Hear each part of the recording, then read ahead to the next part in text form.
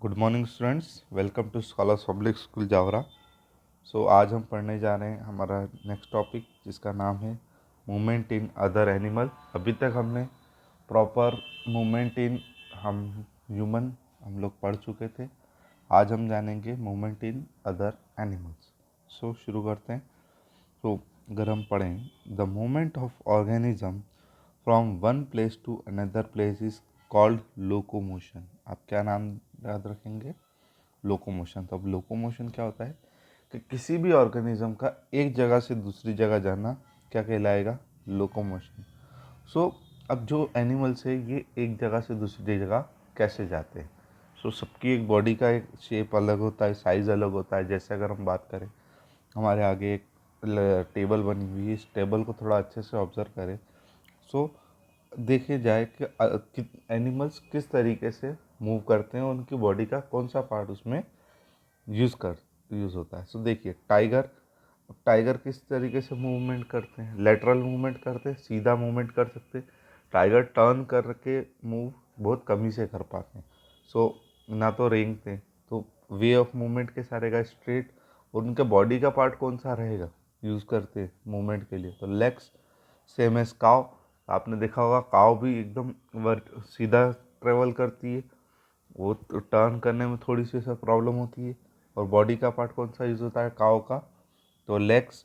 अगर हम बात करें बर्ड्स की, तो बर्ड्स किसी भी डायरेक्शन में मूव कर सकती है सडनली। उनकी बॉडी फ्लेक्सिबल होती है। और बर्ड्स घूमने के लिए या मूवमेंट के लिए कौन सा बॉडी पार्ट यूज़ करेगी? तो हमें पता है, विंग्स। इसके अलावा हम बात करें क्रोकोडाइल की, तो crocodile through their legs move करते हैं। इंसेक्ट थ्रू देयर विंग्स, जो उनके जो पर है उससे। स्नेक अपनी खुद की बॉडी के थ्रू ही मूव करता है। और फिश, और देखिए स्नेक रेंगता है, ये बात ध्यान रखेंगे हम। और फिश फिश अपने विंग्स के थ्रू, जो उसके गिल्स होते हैं उससे तो ब्रीथ करती है, और विंग्स के थ्रू वो अपनी मूवमेंट को सक्सेसफुल करती है। ठीक है, तो इसी चीज़ को अगर आप आगे देखें तो अब प्रॉपर तरीके से हम जानेंगे कि और कौन से एनिमल्स हैं जो अलग अलग तरीके से मूव करते हैं। तो सबसे पहला है earthworm. Have you ever observe the earthworm moving on a soil? अब ये अर्थवर्म, अगर हम बात करें तो हिंदी में इसे बोलते हैं केचुआ। अभी बारिश के मौसम में हमें ये बहुत ज़्यादा देखने को मिलता है। ये मिट्टी के अंदर से बाहर निकलता है। The earthworm has a elongated body without bones and limbs. Earthworm की बॉडी में कोई बोन्स नहीं होती है और लंबी बॉडी होती है। मतलब आप अगर एक स्ट्रिप लाइक की बॉडी इसकी है। ठीक है, the body is made up of ring like segment that have muscles. तो रिंग लाइक सेगमेंट कैसा होगा? अगर आप इसको अच्छे से देखें तो इस तरीके से ये बॉडी जुड़ी हुई होती है, जो बनी हुई होती है किसकी? अर्थवर्म की। Muscle help to extend and shorten the body. अब जैसे ही एक्सटेंड होंगे और छोटे होंगे आपके ये जो मसल्स है। अब ये देखिए, मान लीजिए ये रिंग है। अब ये रिंग एक दूसरे के पास में चली जाएगी तो अलग कुछ होगा और बड़ी हो जाएगी। जैसे हम स्प्रिंग की बात करते हैं, आपने एक एग्जांपल देखा होगा स्प्रिंग का, जो आप यूज़ करते हैं। तो स्प्रिंग, आप जैसे ही उसको छोटा करते हैं तो वो छोटी हो जाती है, जैसे ही आपने उसका प्रेस किया। और जैसे ही छोड़ा तो वो इलोंगेट हो जाती है, यानी बड़ी हो जाती है। The earthworm uses its muscle to extend the front part of the body, keeping the rear part fixed to the soil। तो क्या करता है, जो अपना फ्रंट पार्ट है, अगर हम इसको फ्रंट पार्ट माने तो इसको क्या करेगा, वो इलोंगेट करेगा। और जो उसका बैकवर्ड पार्ट है उसे फिक्स रखेगा किसके अंदर? सॉइल के अंदर। ठीक है, then the fix the front point and release the rear part.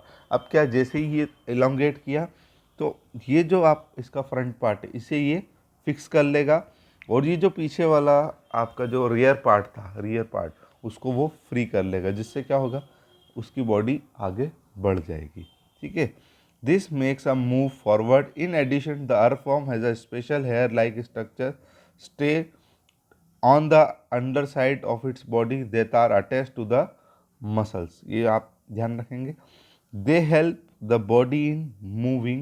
they are also secret slimy substance that help in movement। ठीक है, ये एक तरीके का एक लिक्विड भी प्रोड्यूस करते हैं, जो किस में हेल्प करता है, इनके मूवमेंट में। जबकि हम देखते हैं ये चिपचिपा इसके ऊपर कुछ रहता है तो उसे क्या बोलते हैं हम, स्टे। तो setae is a hair like structure found under side of the earthworm's body that help in movement. आपको ये बात अच्छे से ध्यान रहेगी।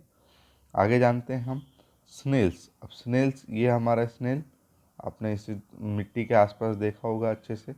तो स्नेल की बॉडी में एक, ये हम बात करें तो एक शेल होती है और इसके 2 टेंटिकल्स होते हैं। तो ये देखिए, the snail has a slimy body without bones. अब इसकी कोई बोन्स नहीं होती है। It has a pair of tentacle with eye at the tip. तो देखिए यहाँ पे इसके टिप है आई पे। The snail moves with the help of muscular organ called foot. तो किसके थ्रू यूज जाता है ये, मस्कुलर फुट के थ्रू मूव करता है। Have you ever seen a snail with a round structure on it's back. तो देखिए ये राउंड स्ट्रक्चर, इसे क्या बोलते हैं, शेल बोलते हैं। और ये क्या काम आता है, तो ये काम आता है जो जो आपका एनिमल है इसके प्रोटेक्शन के काम आता है। आगे देखते हैं हम तो कॉकरोच। सो कॉकरोच के देखिए, आप कॉकरोच को ऑब्जर्व करिए। कॉकरोच के कितने लेग्स हो गए, तो 1 2 3 4 5 6, ठीक है, 6 इसके लेग्स हो गए। एक ये इनके हॉर्न्स हो गए मान लीजिए आप। और कॉकरोच की बॉडी को हम 3 पार्ट में डिवाइड कर सकते हैं, एक है हेड, एक है थ्रॉक्स, एक है एब्डोमेन, ठीक है। अब अगर इसको पढ़े हम तो cockroach walks, climb and fly as well. तीनों काम कर सकता है कॉकरोच। कॉकरोच वॉक भी कर सकता है, वो दीवार पे भी चढ़ सकता है और उड़ भी सकता है। The body of a cockroach has a 3 part. मैंने अभी आपको बताया, हेड होता है, थ्रॉक्स होता है और एब्डोमेन होता है। थ्रॉक्स बियर 2 विंग्स। देखिए 2 विंग्स, ये थ्रॉक्स जो है आपका इस एरिया में क्या होगा, 2 wings and 3 pair of legs for the movement. Cockroach walk in a unique manner moving 3 legs at a time. देखिए इतना यूनिक मैनर में ये ट्रैवल करता है कि अपने तीनों लेग एक साथ यूज़ कर पाता है, ठीक है। इसके बाद हम जो बात करेंगे, अगर हम बात करें फ़िश की, तो फ़िश के बारे में अगर हम जानें तो फ़िश आपकी, ये फ़िश आपकी प्रॉपर, ये देखिए इसके फिन यानी कि पीछे मूवमेंट के लिए जो काम आते हैं, जो फिन्स इसके, अगर हम बात करें अगर इनके पंख भी बोल सकते हैं, क्योंकि पानी में तैरने के लिए भी इनको इनको फड़फड़ाना ज़रूरी है, तभी ये आगे बढ़ पाएंगी। अब जो फिश के मूवमेंट के लिए सबसे इम्पॉर्टेंट चीज़ है वो है फिश का आगे वाला बॉडी का शेप। अब इसे हम अच्छे से जानेंगे। Observe the shape of fish. The head and tail of the fish are smaller than the middle part of the body. आप देखिए ये जो टेल है और ये जो हेड है, इन दोनों का जो पार्ट छोटा है एज कंपेयर अगर हम इस पार्ट की बात करें। क्यों? It is a body is shaped like a boat. किस तरीके से? Boat. Such type of body is called streamlined body. याद रखिएगा, अगर किसी भी बॉडी के लोअर पार्ट, सॉरी लोअर नहीं, अगर फ्रंट पार्ट और रियर पार्ट अगर बड़े हैं, छोटे हैं, और जो मिडिल पार्ट है वो अगर बड़ा है, तो उसे हम क्या बोलेंगे? Streamlined body. The shape of such that water can flow around easily and allow the fish to move in water. The fish swims with the help of fins. They also in balancing and changing the direction. It has a sac-like structure called swim bladder which is filled with air and keep a fish float. ठीक है, तो अगर हम बात करें तो मान लीजिए ये आपका वाटर है और ये आपकी फ़िश है। अगर फ़िश का अगर हम हेड ही माने तो क्या होगा कि अगर बॉडी इस एरिया में टकराई पानी, तो फिश को आगे मूव करने के लिए पॉसिबल नहीं हो पाएगा। पर ऐसी कंडीशन में अगर हम जानें कि अगर अगर फिश यहाँ पर, ये फिश का ये वाला पार्ट है, तो ये पानी इसके ऊपर से निकल जाएगा और अगर इसके नीचे से निकल जाए, ऐसी कंडीशन में आप मूव कर पाओगे। जैसे अगर हम देखें तो एरोप्लेन क्यों उड़ पाते हैं? आपने देखा कि एरोप्लेन के आगे वाला हिस्सा थोड़ा तीखा होता है, वो इसी वजह से होता है, क्योंकि स्ट्रीमलाइंड हमें मोमेंट ज़रूरी है। ठीक है, आई होप आपको इतनी बात अच्छे से समझ में आई होगी। इस लेक्चर का अगला पार्ट हम लोग अगले लेक्चर में करेंगे। तब तक के लिए thank you so much. God bless you all.